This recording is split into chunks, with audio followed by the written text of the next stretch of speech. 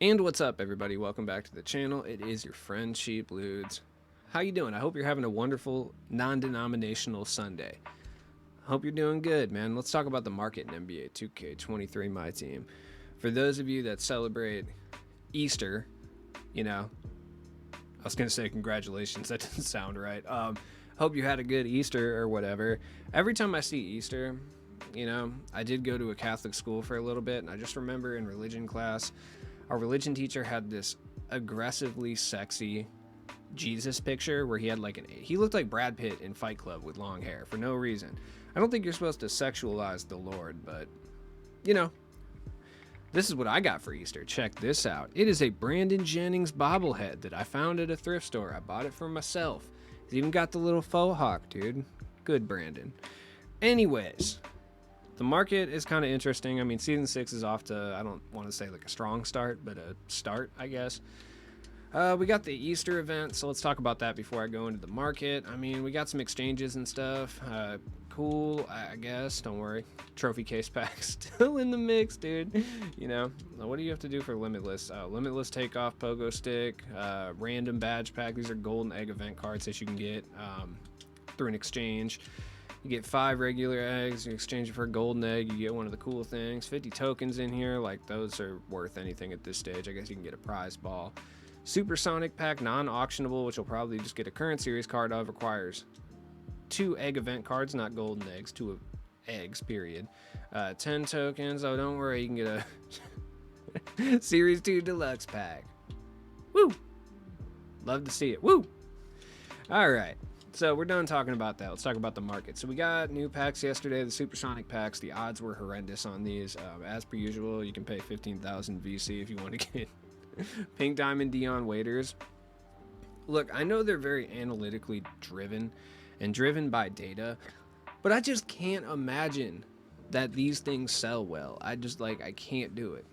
For those of you wondering at home, by the way, I am still recording while playing the game through the tiny little preview in the Twitch studio right now, so it's a little bit hard to see. Thank God I have 20/20 vision. I'm basically Maverick out here. I just watched Top Gun last night. Wasn't as aggressively homoerotic as the first one, but they did have some scenes. I'm glad Tom Cruise put his foot down and put those in. So, Supersonic cards, right?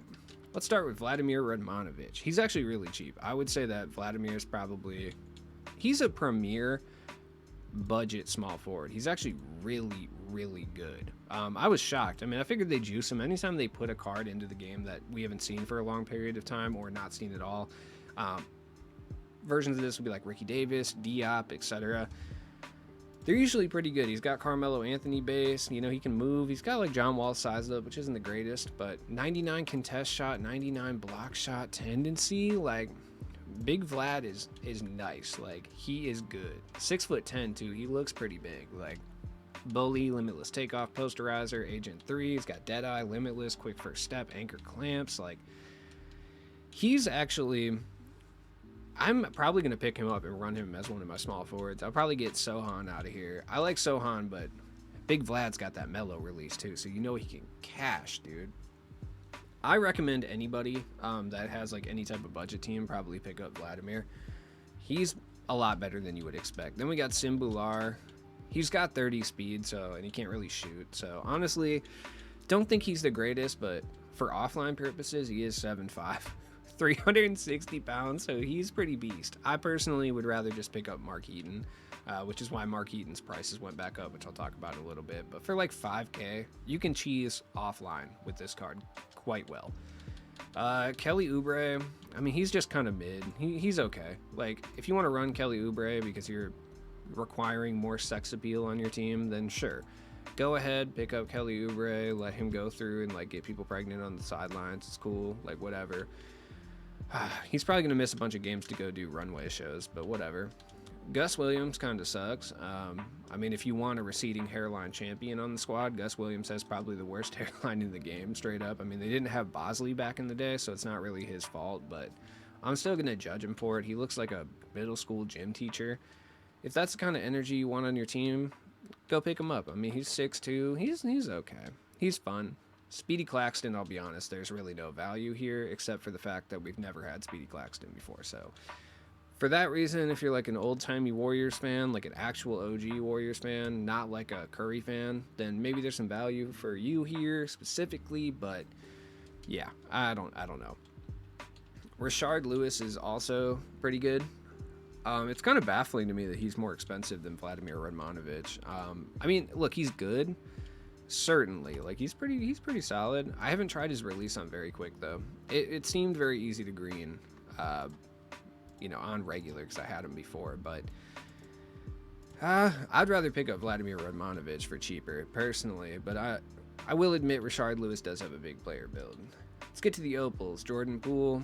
I mean, if you want to run Poole at party, cool. He's not really the greatest card in the world, but he's usable in certain aspects, I guess. Rudy Fernandez is really good.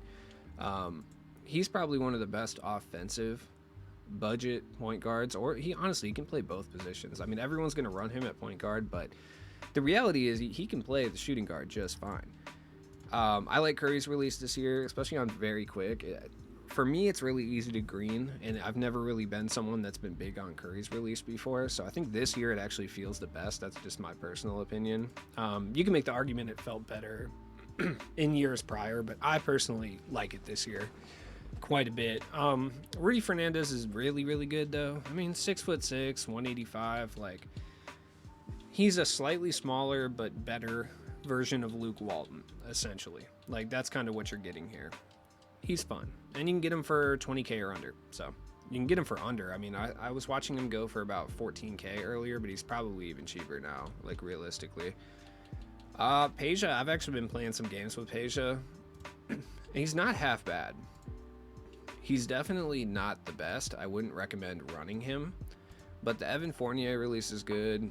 He moves relatively well. You would be surprised, honestly, and his badge count is solid. I mean, every card we get at this stage, we're at the point in my team where majority of cards are just going to be skins. Like, you're essentially going to be running whatever skin you like the most. And Page is just a Evan Fournier skin, really. Like, he's just a significantly better version of like what Evan Fournier would be.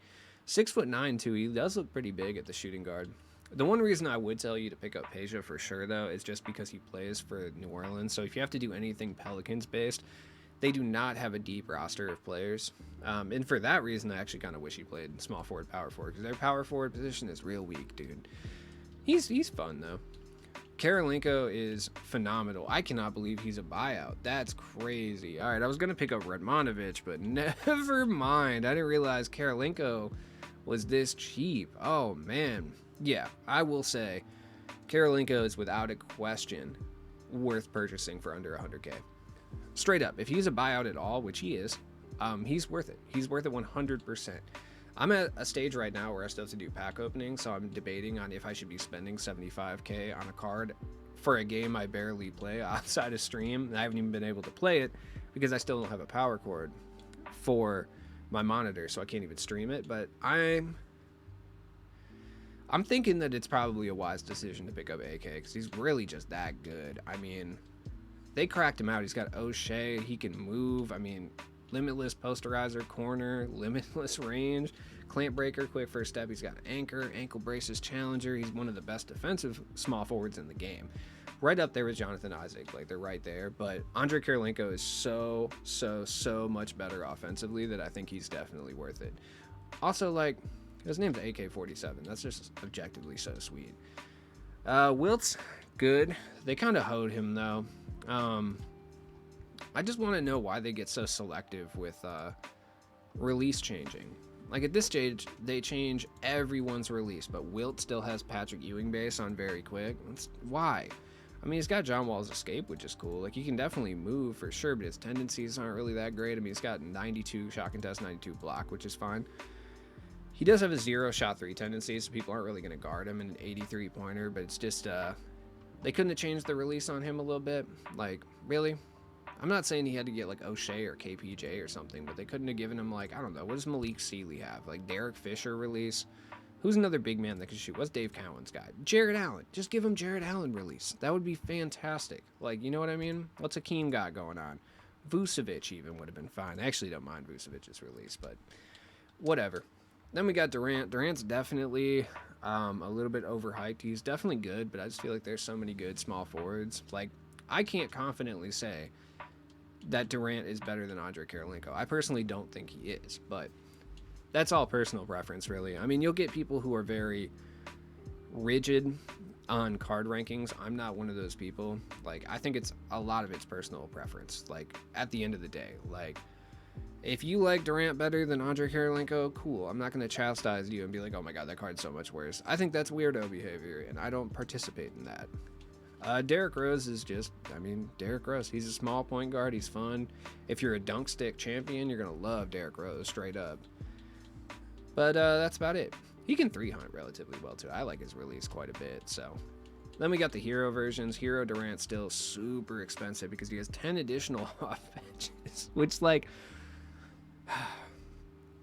I've seen people big up 2K for this. They're like, yeah, dude, that's awesome that you made the Hero version so much better. Is it, though?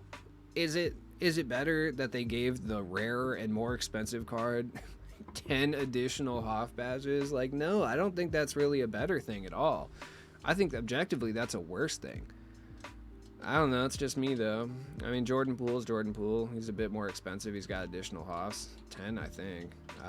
And then Claxton's Claxton, cool. We're gonna get more hero players, so it's only gonna get worse from this point forward. So, season 5 cards, there's a lot of them that have returned back to their kind of initial high prices. So we'll look at some of those. Like Bender was like 45k. And he's a little bit more expensive now. He's risen by like 10 to 20k depending on when you actually look. You could get him for around 40. About Wednesday, you can get him for about 40. And now the least you're paying for him is about 68. There's some for like 64 here and there though. So, I mean, if you picked up any for 40, you can make a 20k profit if you really want to do that. There's other cards that have gone up in price. Like some of them haven't, like Banchero. And who's another one that hasn't gone up, that has gone up in price? Sengun. He's actually up quite a bit, though you could get him in the locker code today, which I'll talk about in a second. But he's still like 80k, and he was down quite a bit. Even like Al Horford is way back up in price.